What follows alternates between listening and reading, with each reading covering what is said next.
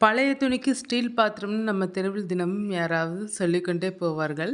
நீங்களும் அவங்க கிட்ட பழைய துணிய கொடுத்து பாத்திரம் வாங்கியிருப்பீங்க. ஆனா, நீங்க கொடுத்த துணி எங்கே போகுது?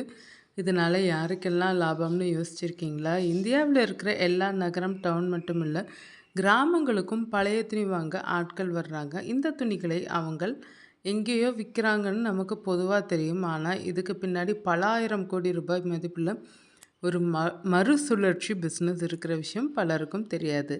நம்ம வீட்டில் இருந்து வாங்குற துணிகள் நேராக கடைக்கு போகாது. எந்த கடைக்காரரும் அதை அப்படியே விற்கவும் மாட்டாங்க.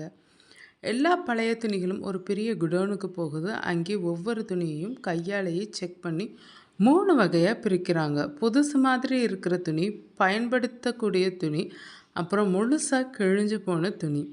நல்ல கண்டிஷனில் இருக்கிற துணிகளை துவைச்சு அயன் பண்ணி பேக் செஞ்சு செகண்ட் ஹேண்ட் மார்க்கெட்டுக்கு அனுப்புகிறாங்க. இந்தியாவில் லட்சக்கணக்கான மக்கள் குறைஞ்ச விலையில் நல்ல துணிகளை இந்த செகண்ட் ஹேண்ட் சேலில் வாங்குகிறாங்க.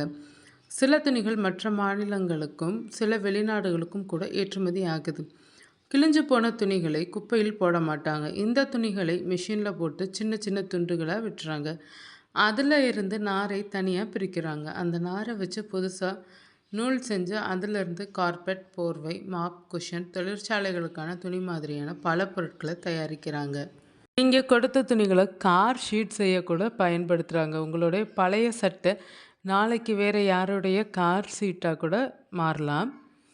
இந்த மறுசுழற்சியால் சுற்றுச்சூழலும் பாதுகாக்கப்படுது. ஒவ்வொரு வருஷமும் லட்சக்கணக்கான டன் துணிகளை குப்பைக்கு போடுறதுக்கு பதிலாக இப்படி மறுசுழற்சி செய்கிறதால தண்ணியும் மிச்சமாகுது. புதுசாக பருத்தி உற்பத்தி செய்கிற தேவையும் குறையுது, மாசுபாடும் குறையுது, லட்சக்கணக்கான மக்களுக்கு வேலையும் கிடைக்குது.